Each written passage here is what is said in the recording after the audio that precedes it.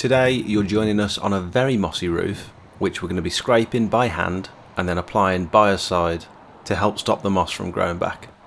It's only a small roof, but the reason we decided to scrape it instead of pressure washing it was mainly because of these poor mortar repairs that have started to fail. But also these tiles are very old and weathered. They've lost their coating, there's a few chips and cracks in places, and I think pressure washing this roof would have just caused problems. It's always nice when one job turns into two, and that's exactly what happened here. We'd scraped another roof a few doors down just before Christmas, and I hadn't actually had my van's sign written at the time, and we didn't hand out any leaflets either. So I've not really made it very easy for them, but this customer must have popped round to their neighbour and asked for my details, which is reassuring that we've done a good job and nice to know that we've made quite a dramatic transformation. You've probably read the title and thumbnail, and yes, the three of us are going to be scraping this whole roof with 1-inch tungsten carbide scrapers. That might surprise some people, but there is method behind my madness. So when most exterior cleaners get approached to do their first roof scraping job, generally what they'll do is go online, do a bit of research to figure out the best, most productive way to remove the moss.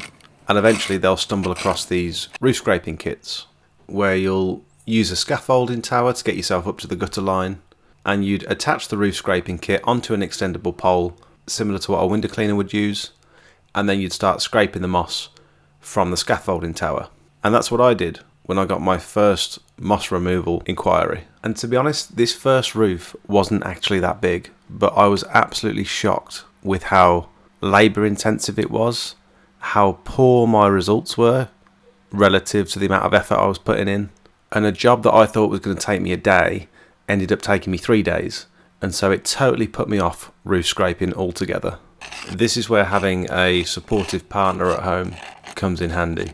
You know, I got home, she ran me a bath and sort of said, you know, other people do this, you can do this too, there must be something you can do differently to make it easier.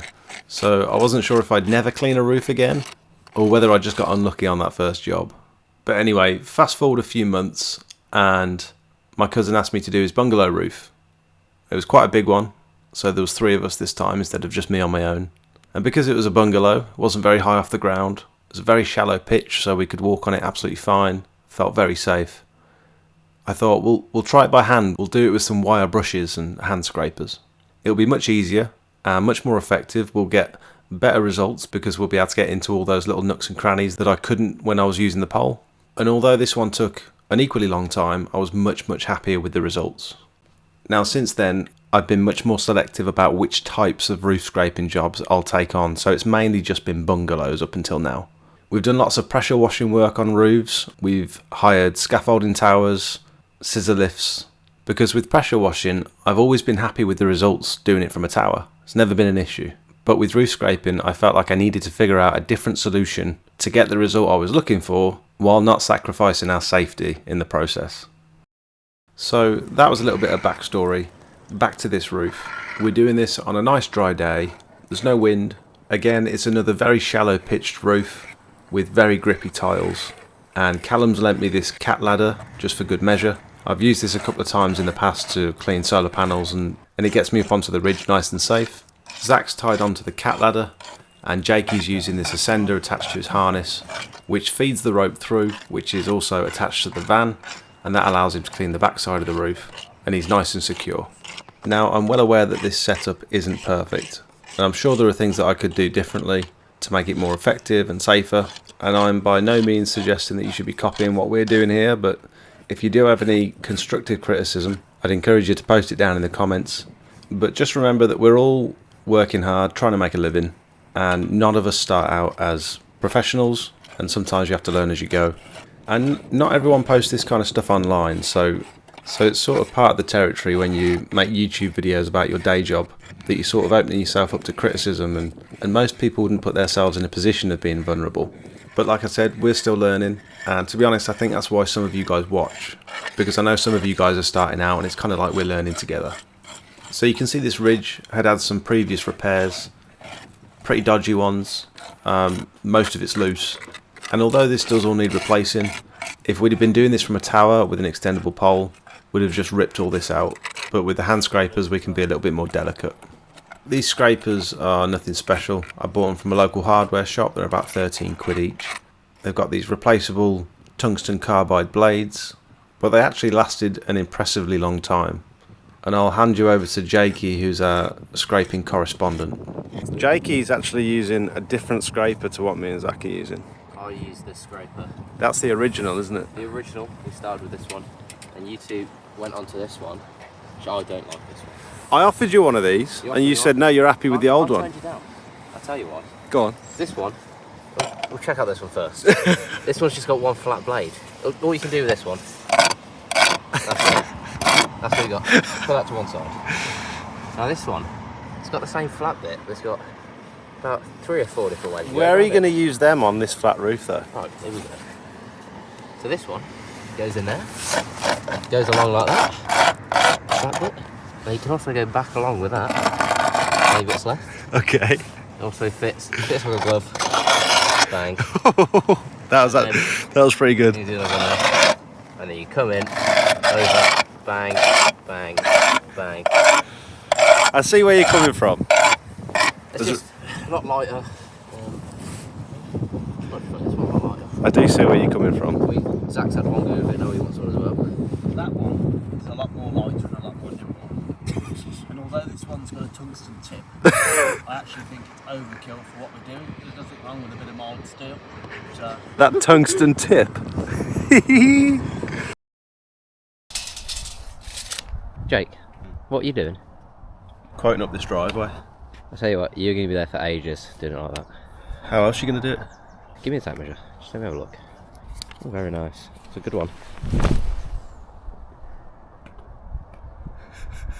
What are you doing? Now, hold that thought. Get me tape measure. Hold the thought. I've got you a Christmas present. This will make it all a lot easier. This is the new Moasure 2. We'd been using the Moasure 1 for about 3 or 4 months to help measure up all of our pressure washing work, and it's been fantastic. Now they've brought out the Moasure 2, which has been upgraded in pretty much every way. It's got higher performing sensors, making it even more accurate, a 5-hour battery life and USB-C charging. You can also export the measurements and send them straight to your customer. It's really quick and simple. Get yours at moasure.co.uk and use the code X8SMOUTS for £20 off your order.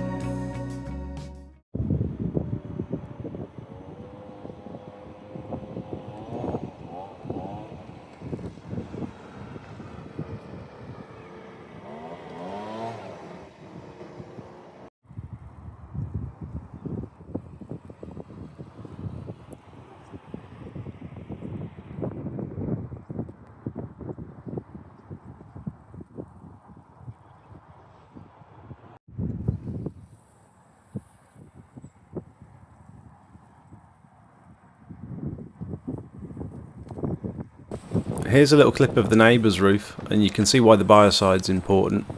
So we apply the biocide and then it kills any of that remaining organic growth, so any moss roots or anything we've left over, any lichen.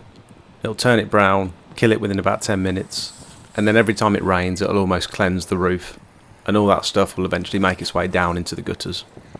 My gardener backpack actually ran out of battery halfway through this job, and so I only managed to biocide half of the roof. So I ended up having to switch to the X-Jet, which was very frustrating, but we got it done in the end.